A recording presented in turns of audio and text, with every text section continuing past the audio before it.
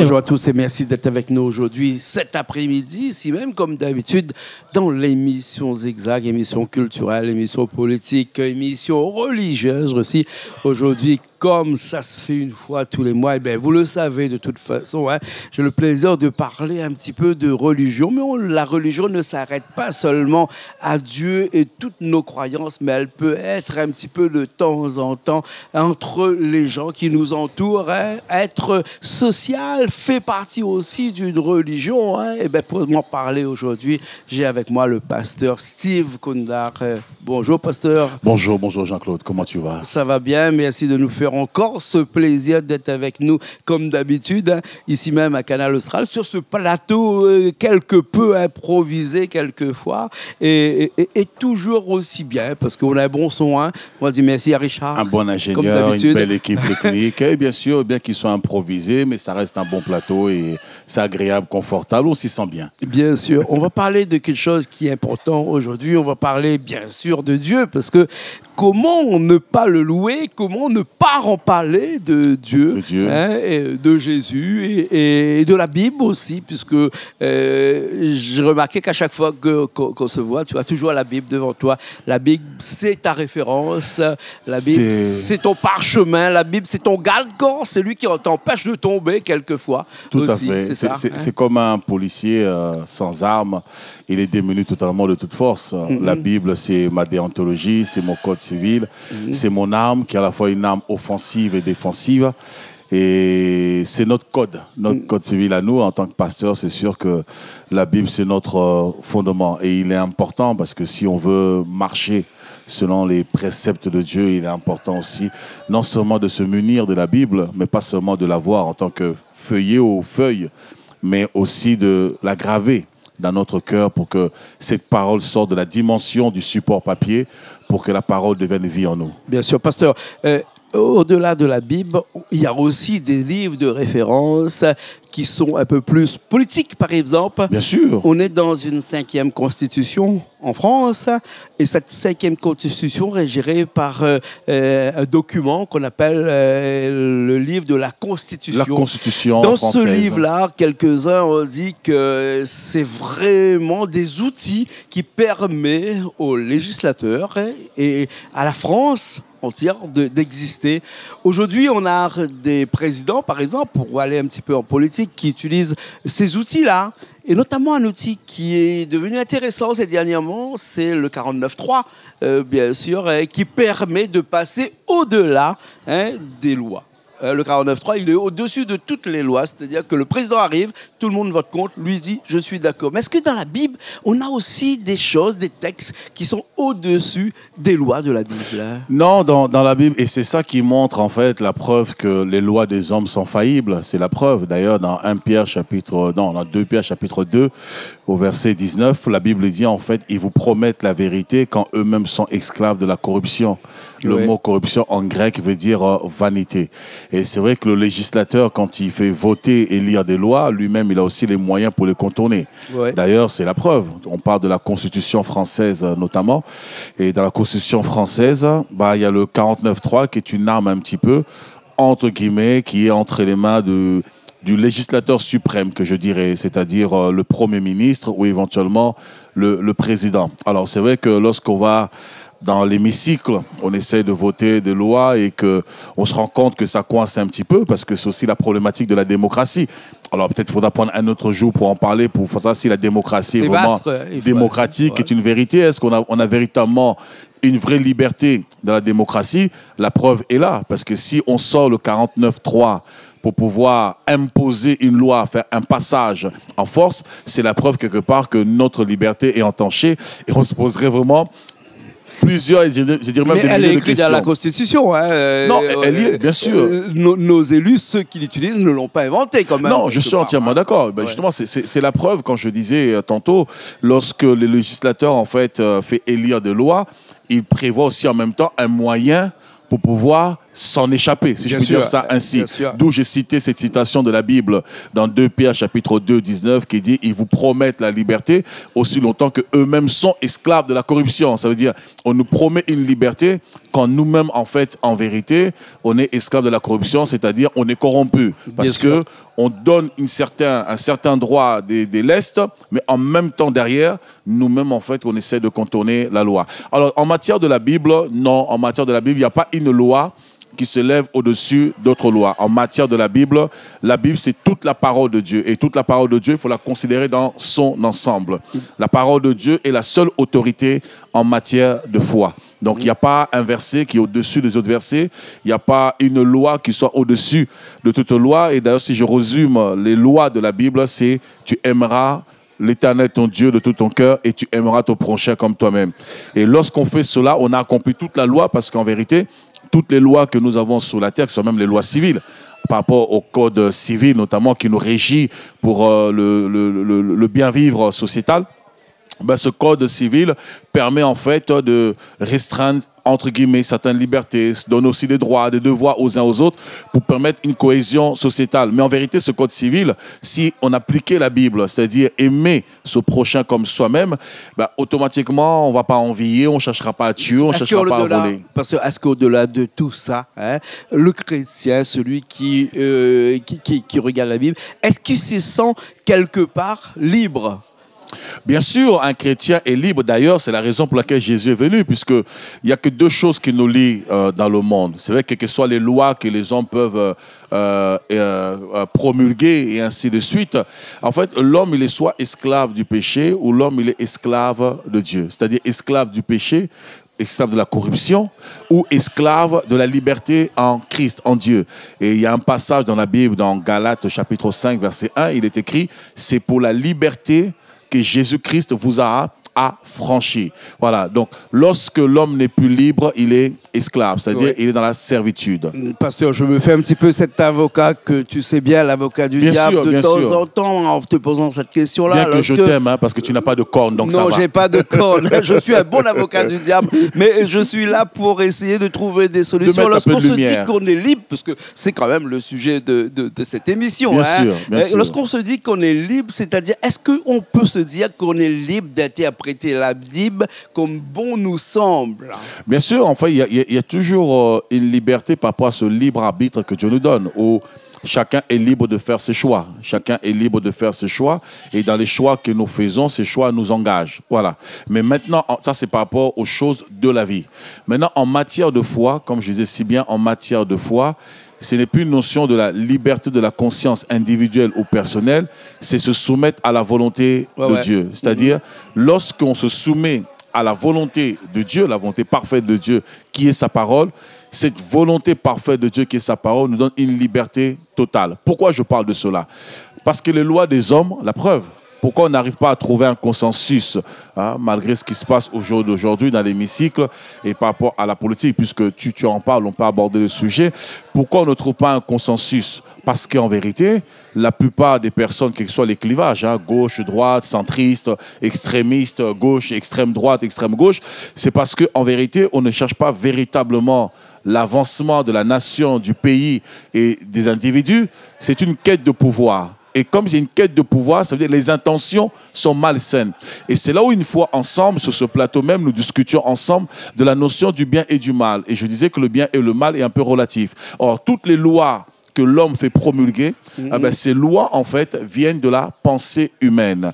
Et dans la pensée humaine qui vient au niveau de l'âme, puisque c'est du cœur de l'homme que viennent toutes les pensées, hein, selon Matthieu chapitre 15, et c'est là où on va élire des lois, et en élisant, en fait, ces lois, nous avons en même temps des moyens contrecarrer ces lois. Donc ça veut dire en fait littéralement c'est assez relatif et c'est même un peu pervers. Et c'est là où on voit finalement en fait que les intentions qui nous poussent à élire ces lois ou à faire certaines choses, elles ne sont pas forcément pures dans la mesure où il n'y a rien de bon, de parfait qui puisse venir du cœur de l'homme. Bien sûr. Alors, pasteur, il y a un grand philosophe, un philosophe du 19e siècle qui disait, Jean-Jacques Rousseau, hein, pour le citer, Jean-Jacques Rousseau disait que l'homme est libre du moment où il s'adapte et se met en conformité avec toutes les lois qui l'entourent. Dès lors, on se met en conformité avec les lois, on est libre.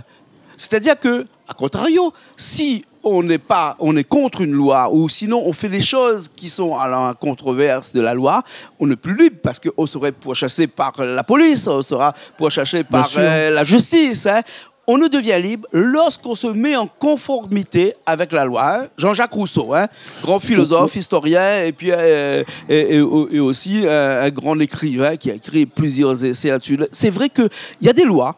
Les lois sont peut-être un petit peu plus terre à terre, je dirais, qui sont le code civil, par exemple, hein, et ensuite d'autres lois qui sont issues de la Bible. Dès lors on se met en conformité avec ces lois, on peut se considérer libre, parce qu'on n'a plus rien à perdre et rien à gagner. On n'a plus rien à dire qu'on va, on va être on n'a pas à s'acquérir d'un justice quelconque motif de conscience. Extérieure, hein, une justice extérieure. C'est vrai que les lois sont faites pour être tenues, pour être acceptées. Bien sûr. Hein. Si on est contre la loi, hein, on est hors la loi. Dès lors qu'on est hors la loi, on n'est plus libre parce que soit on est en prison, soit on est pourchassé par la police. Hein.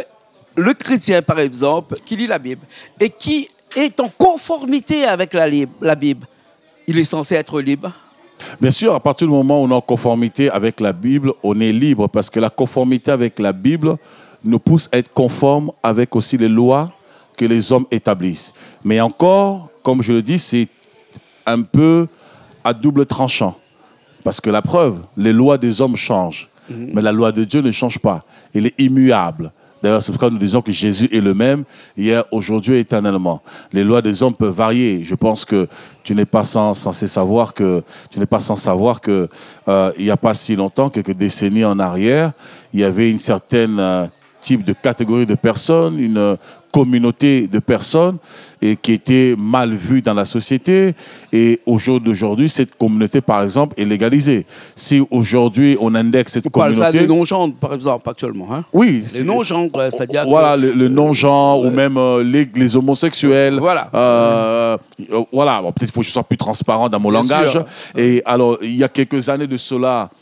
c'était des choses qui étaient un petit peu, qui crispaient la société. Et au jour d'aujourd'hui, c'est des choses qui sont louables, honorables au sein de la société. Ouais. Et si on parle de ces choses-là, on est susceptible d'être poursuivi par la justice, voire parfois écopé 100 000 € d'amende et 5 ans d'emprisonnement.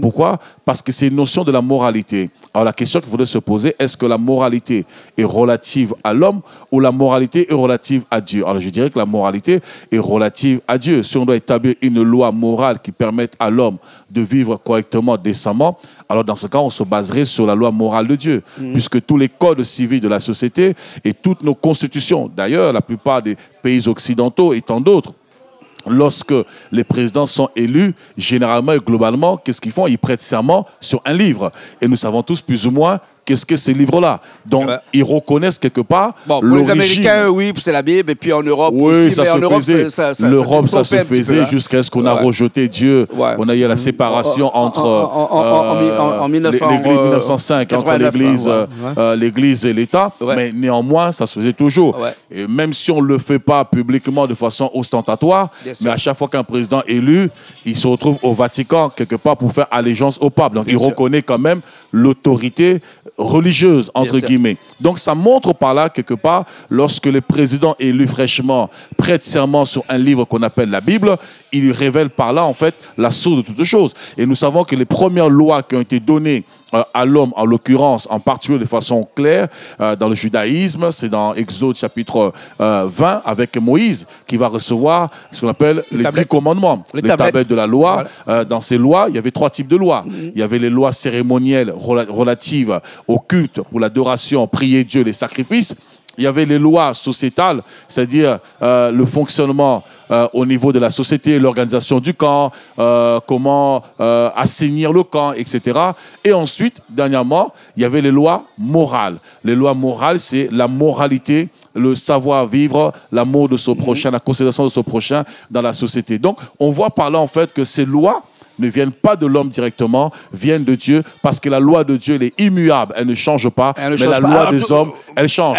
Demain, si je suis élu président et que Jean-Claude vient me voir pour me dire, bon, pasteur, entre nous... On va enlever le 49.3.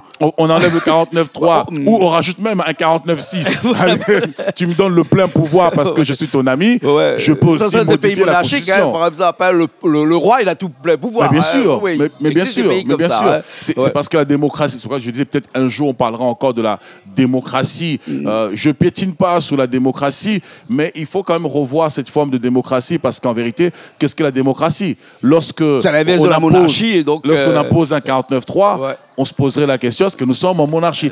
Bien que cela soit mentionné au niveau de la législation. Constitution, il y a la 5e République, il y aura peut-être une 6e République en France, on pourra changer tout ça. Mais au-delà de tout ça, on sait bien que les lois, il y a un autre philosophe qui disait que les lois sont comme la parole, c'est-à-dire qu'ils sont prêtes à évoluer. Les langues ont évolué au fil des années et les lois évoluent aussi en même temps. La Bible n'a pas évolué. La Bible, on connaît aujourd'hui l'interprétation de la Bible a quand même évolué. Quand on voit le pape qui aujourd'hui a décidé, par exemple, que parlait tout à l'heure de l'homosexualité. Il n'est pas pour, il n'est pas contre, il est tolérant, il tolère. Hein? C'est quand même une petite forme d'évolution. Hein? Est-ce qu'on peut dire que dans l'interprétation de la Bible, on peut évoluer en fonction des années qui se passent? Parce qu'on sait bien que le cerveau de l'homme, lui, il évolue en fonction de ce qui l'entoure. Hein? Aujourd'hui, on est entouré peut-être avec un petit peu plus de non-genre, peut-être que c'est une faculté qu'on a aujourd'hui de s'adapter à ce phénomène-là et donc du coup à interpréter par exemple le livre sacré, le livre de la Bible sous une autre forme par exemple, alors que nos aïeux, nos ancêtres il y a 200 ou 300 ans de cela, ils interprétaient la Bible peut-être d'une autre façon. Hein? Et je parle de la Bible, mais c'est dans tous les grands livres sacrés que c'est comme ça. Je l'entends, mais la différence entre la Bible et les autres livres, entre guillemets, sacrés, religieux ou quelconques, la Bible, on peut pas l'interpréter de façon humaine. C'est pour ça que je disais tout à l'heure, l'homme s'adapte à son environnement en fonction des siècles, en fonction des circonstances, en fonction des contextes, en fonction de ses besoins.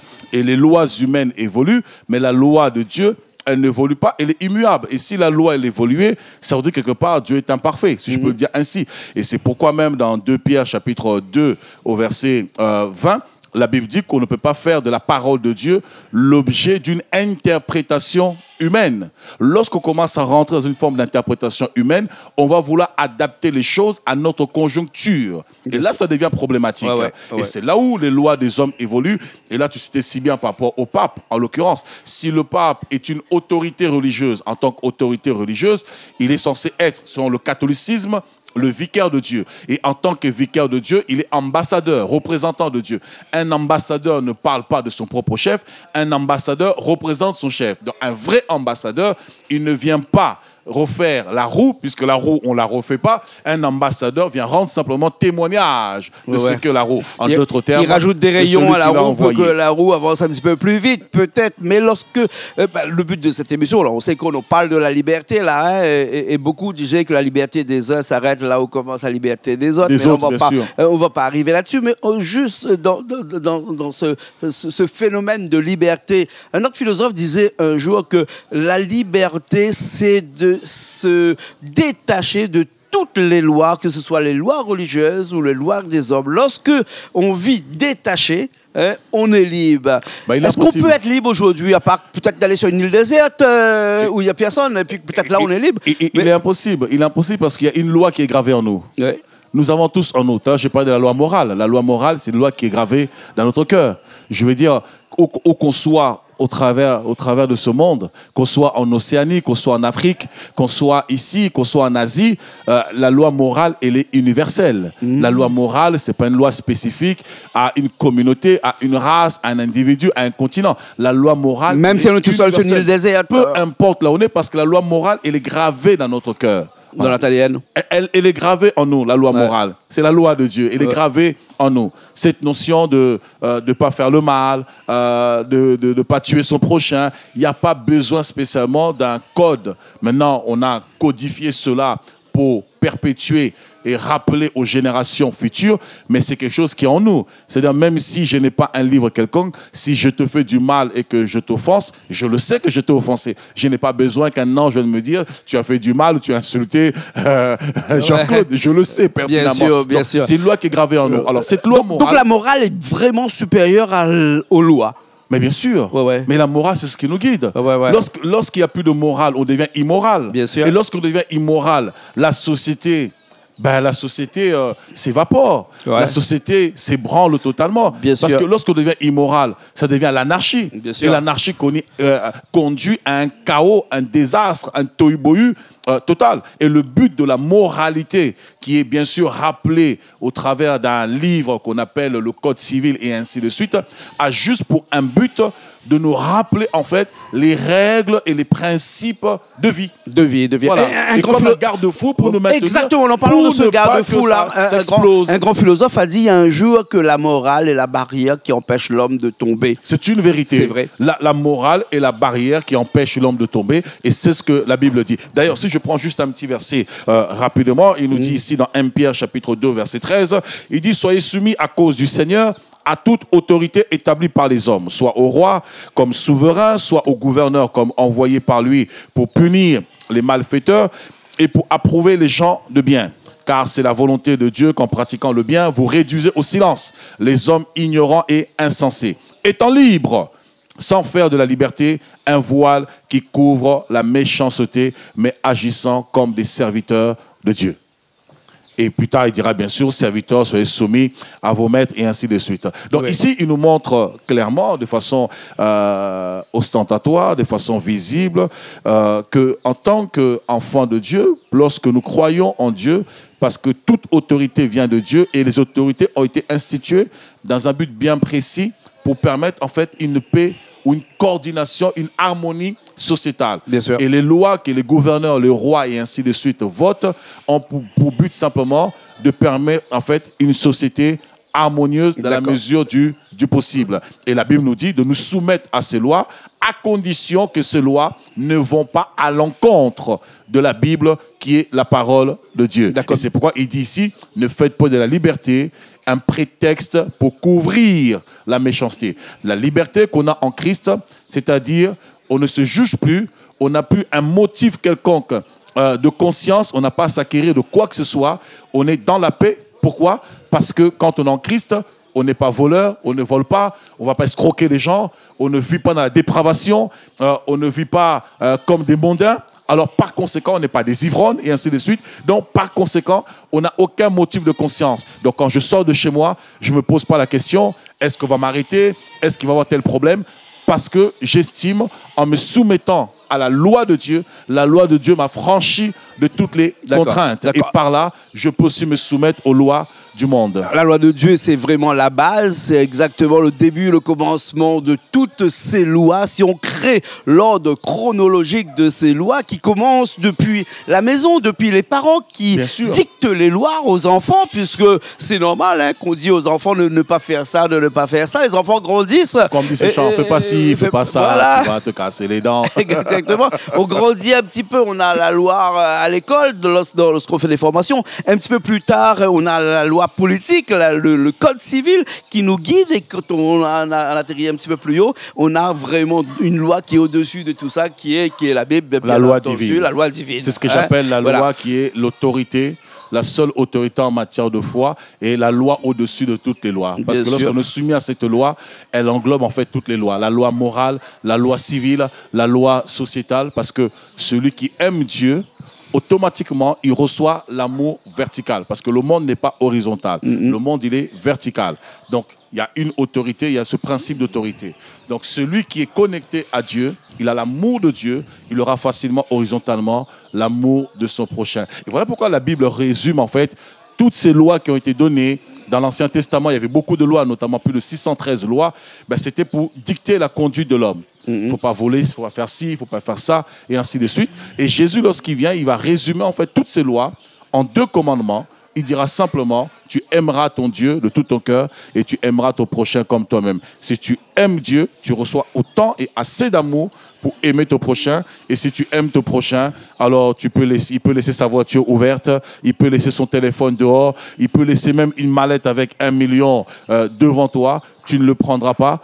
Pourquoi? Parce que l'amour que tu as pour lui va te permettre en fait de vaincre et de surmonter le mal. D'accord, pasteur, merci beaucoup. Mais est-ce que, en conclusion, je pourrais dire que, comme le titre de cette émission, le sujet de cette émission était la liberté, que l'on ne sera jamais libre sur cette terre-là, puisque de toute façon, même si on saute une loi et qu'on s'abstient de toutes les lois, il y a une loi qu'on ne pourra jamais s'abstenir, c'est la loi morale et la loi de Dieu. Ces deux lois, on ne pourra jamais s'abstenir parce que la loi morale, qu'on croit en Dieu, qu'on ne croit pas en Dieu, qu'on soit croyant ou pas croyant, qu'on ait foi, qu'on n'ait pas foi, qu'on va dans un lieu qu'on appelle temple ou pas du tout, la loi morale, elle est innée en nous. Et cette loi morale, je dirais même, c'est un peu ce lien, ce pont qui nous rapproche un petit peu de Dieu parce que c'est elle qui est un peu comme notre indicateur. Voilà, cette lampe qui nous éclaire un petit peu et qui éveille notre conscience pour dire attention, attention. Et bien sûr, après, la loi parfaite maintenant, c'est la parole de Dieu. Et cette loi parfaite de Dieu, c'est le sacrifice de Christ pour l'humanité, pour rendre l'homme libre. Donc, on peut dire, si je peux le résumer ainsi, en allant dans ton sens, mon cher Jean-Claude, alors l'homme est face à deux lois. C'est-à-dire la loi morale qui régit la société, le code civil, le bien vivre ensemble, ça c'est la loi morale qui est innée en nous, mais qui est retranscrite dans les codes civils. Et ensuite, il y a la loi spirituelle qui est face à la loi du péché, qui éloigne l'homme de Dieu, qui le conduit à la mort et qui le rend esclave de la corruption. Et il y a la loi de l'esprit de vie en Dieu, la loi en Dieu, c'est-à-dire le fait de connaître Dieu, le sacrifice que Dieu a opéré pour nous, pour que nous soyons libres de toute contrainte. Et c'est pour ça que la Bible déclare que c'est pour la liberté que Jésus-Christ nous a affranchis. Donc le sacrifice de Jésus, c'était pour rendre l'homme libre du péché. L'homme ne soit plus esclave du péché et que le péché n'ait aucun pouvoir dans l'homme. Et si je peux vraiment le résumer ainsi, si tu me l'accordes, mon cher Jean-Claude, j'ai un verset qui me vient à l'esprit, c'est Romains chapitre 7. Il dit, nous avons été vendus au péché. Alors ça me vient vite à l'esprit avant de rendre l'antenne. Il dit ceci, Jean-Claude. Dans Romains 7, verset 15, il dit, car je ne sais pas ce que je fais, je ne fais point ce que je veux. Et je fais ce que je hais. Or, si je fais ce que je ne veux pas, je reconnais par là que la loi est bonne. Et maintenant, ce n'est plus moi qui le fais, mais c'est le péché qui habite en moi. Donc en nous, dans l'homme, il y a la loi du péché et la loi de Dieu. La loi du péché, c'est la notion du bien et du mal qui reste relative. Bien sûr. Ce qui est bien pour toi peut être mal pour moi, ce qui est bien ou mal pour moi peut être bien pour toi. Ça, c'est la loi du péché. Et ensuite, il y a la loi de Dieu. Verset 18. Romains 7, verset 18. Ce qui est bon, je le sais, n'habite pas en moi, parce que c'est la loi de Dieu. C'est-à-dire, dans ma chair, j'ai la volonté, mais non le pouvoir de faire le bien. Et là, tu vois, il y a des gens qui sont prêts à tout. On peut mettre tout ce qu'on veut. Et c'est là la contradiction. On va interdire aux gens de boire de l'alcool, parce que c'est dangereux pour la santé, de fumer, mais à contrario, il n'y a pas de loi qui légifère, en fait, l'interdiction de vente d'alcool. Voilà le sens même de la corruption. On peut même continuer ainsi. Et au verset 19, il dit ceci. « Car je ne fais pas le bien que je veux, et je fais le mal que je ne veux pas. Et si je fais ce que je ne veux pas, ce n'est plus moi qui le fais, c'est le péché qui habite en moi. » Voilà. Exactement. Donc si je peux le résumer ainsi, et il va crier, et il va dire, qui me délivrera, au verset 24, misérable que je suis, qui me délivrera de ce corps de mort? Grâce soit rendue à Dieu par Jésus-Christ notre Seigneur. Ainsi donc moi-même, je suis par l'entendement esclave de la loi de Dieu, et je suis par la chair esclave de la loi du péché. Et il n'y a donc maintenant aucune condamnation pour ceux qui sont en Jésus-Christ. Romains chapitre 8, verset 1. Merci, pasteur. Merci, parce que ça résume un petit peu tout ce qu'on a dit tout à l'heure, quand même. Ça résume un petit peu tout ça. Le bien, le mal, la liberté ou l'emprisonnement. Bien sûr, aussi, puisque on se sent prisonnier, on se sent libre. Et quelque part, quelques personnes diraient que c'est une question philosophique, mais moi je dirais peut-être que c'est plus une question religieuse, parce que c'est à nous quand même de comprendre si on est libre ou qu'on est prisonnier. Bien sûr. Nos chaînes, nos cordes qui nous attachent ne peuvent se libérer que par le fait de nous-mêmes, par notre croyance, par notre association avec notre bien-aimé, avec Dieu. Bien sûr. Et tout sûr. ça est dans la Bible. Vous l'avez dit tout à l'heure, pasteur, en tout cas dans ce verset-là, qui Romains reflète 7, verset tout 15 ça, à 19. à 20. Merci beaucoup. Merci Jean-Claude, c'était magnifique. Merci beaucoup. On se retrouve une prochaine fois. Avec un grand plaisir que chacun puisse être libre, connaître les bienfaits de la liberté. Et bien sûr, il y a une porte qui est entrouverte. C'est Jésus qui nous donne cette liberté afin que nous n'ayons plus à nous acquérir de quoi que ce soit, mais que nous puissions dormir et nous lever et vivre en paix et dans une forme d'harmonie dans cette société, en attendant bien sûr la nouvelle Jérusalem que la Bible appelle l'éternité et le paradis. Merci en beaucoup. tout cas, Jean-Claude. Merci, pasteur. Merci, à beaucoup. très bientôt. Merci à Richard qui était à Technique. Nous, on se retrouve la semaine prochaine encore dans une émission de zigzag, émission culturelle, politique, émission religieuse aussi, comme ça se passe chaque mois avec pasteur Steve Kunda. À la semaine prochaine.